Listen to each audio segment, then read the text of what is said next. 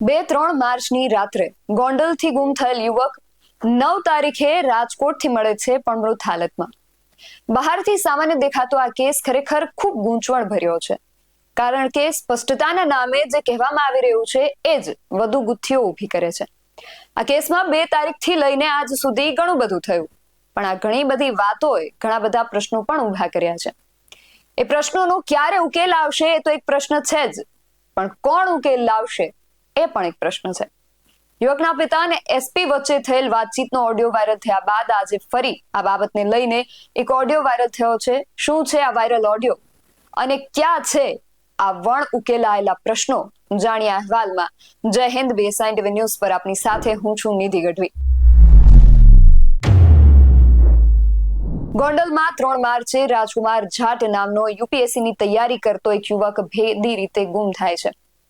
બાદમાં 6 દિવસ પછી 9 તારીખે તેનો પરિવાર મૃતદેહની ઓળખ કરે છે અને ગોંડલના પૂર્વ ધારાસભ્ય જયરાજસિંહના બંગલામાં પિતા પુત્રને માર મારવાની અને જયરાજસિંહે જ પુત્રની હત્યા કરાવડાવી હોવાનો આક્ષેપ કરવામાં આવે છે. અત્યાર સુધી પોલીસનું એક જ નિવેદન હતું કે આ યુવક માનસિક અસ્થિર હતો, જ્યારે તેના પિતા આ વાત નકારી રહ્યા હતા.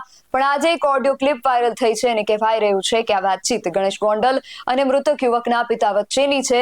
જોકે આ વાયરલ ઓડિયોની હજુ પુષ્ટિ નથી થઈ, પણ તેમાં મૃતકના પિતા દ્વારા કબૂલાત કરવામાં આવી રહી છે કે તેમનો પુત્રની ઉદયપુરમાં માનસિક દવા ચાલી રહી હતી. આ ઓડિયો સાંભળીએ, પછી આગળ વાત કરીએ. તકલીફ માનસિક है मेंटल है? हाँ मानसिक એને ઉદયપુરનો ઈલાજ ચાલુ હે, એને ચાલુ રાખ્યો તો એને થોડાક દી હાજુરી અને થોડાક દી પાછો આવું થઈ જાય.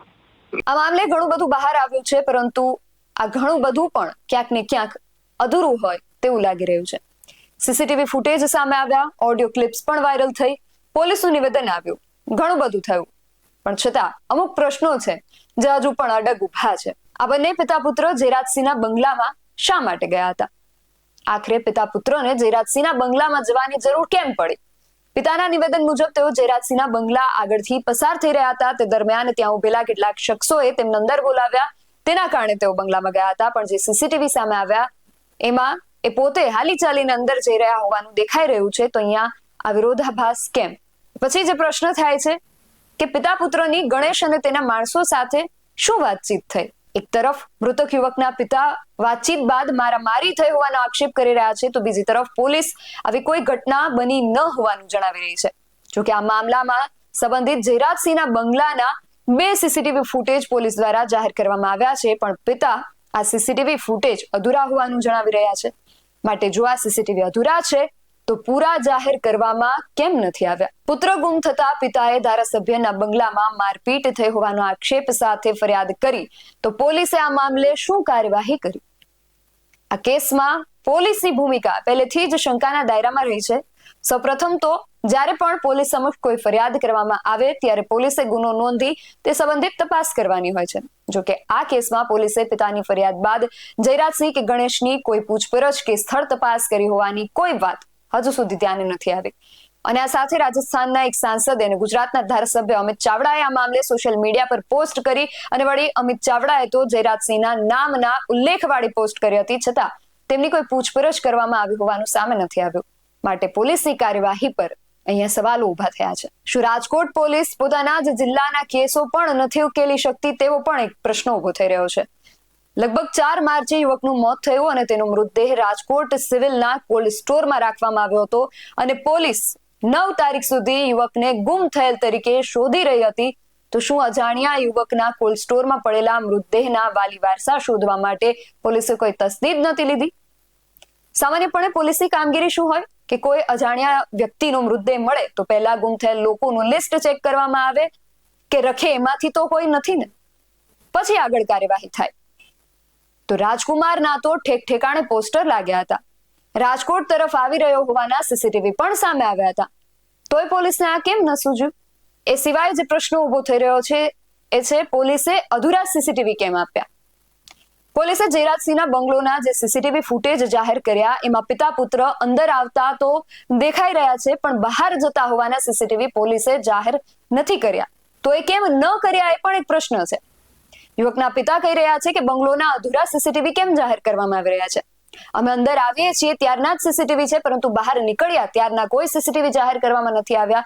ત્યારે અહીંયા સવાલ એ ઉઠી રહ્યો છે કે જો પોલીસ આગળના સીસીટીવી મેળવવા અને જાહેર કરવામાં સક્ષમ હોય તો પછી સમગ્ર ઘટનાના સીસીટીવી ફૂટેજ કેમ જાહેર નથી કરતું? અને આ કેસનો લગભગ સૌથી વધુ ગૂંચવાયેલો કહી શકાય એવો પ્રશ્ન કે 1 કલાકમાં મૃતક યુવકના 2 સીસીટીવી, એકમાં કપડાં પહેરેલા, બીજામાં નિર્વસ્ત્ર. આવું કેવી રીતે બની શકે? આ ઘટનામાં સામે આવેલ એક સીસીટીવીમાં યુવક નિર્વસ્ત્ર જતો જોવા મળે છે ત્યારે સવાલ એ ઉઠે છે કે મૃતક યુવક રાજકુમાર જ્યારે 3 માર્ચે રાત્રિના 2 વાગ્યાની આસપાસ ઘરેથી નીકળ્યો ત્યારના સીસીટીવીમાં તે અલગ કપડામાં મળે છે અને 3 માર્ચ સવારના 8 વાગ્યાની આસપાસ એટલે કે ઘરેથી નીકળ્યાના લગભગ 6 કલાક બાદ તે નગ્ન હાલતમાં જતો જોવા મળ્યો હતો. અને જ્યારે સાંજે તે રામધામ આશ્રમ ખાતે પહોંચ્યો ત્યારે તે અલગ કપડામાં જોવા મળે છે. તો પછી આવું કેવી રીતે શક્ય બને? યુવકે ક્યારે કપડાં કાઢ્યા, કેમ કાઢ્યા? યુવકે પોતે કપડાં કાઢ્યા કે કોઈએ જબરદસ્તી કાઢ્યા? અને જો પોતે જ કાઢ્યા તો કેમ કાઢ્યા? જો પોતે જ કાઢ્યા હોય તો અહીંયા પોલીસનો માનસિક અસ્થિરતાનો દાવો સ્પષ્ટ થતો દેખાય છે. અને જો કોઈએ જબરદસ્તીથી કાઢ્યા તો તેની તપાસ પોલીસ ક્યારે કરશે? મૃતક યુવકનો પરિવાર તો સીબીઆઈ તપાસની માંગ કરી જ રહ્યો છે, પણ અમિત ચાવડાએ પણ આ માંગ કરી છે. રાજસ્થાનના સાંસદ હનુમાન બેનીવાલે પણ કડક કાનૂની કાર્યવાહીની માંગ કરી છે. અને હાલ આ પરિવાર પોતાના વતન રાજસ્થાનમાં છે અને ત્યાંથી સતત પોલીસની કામગીરી સહિત આક્ષેપો કરી રહ્યો છે.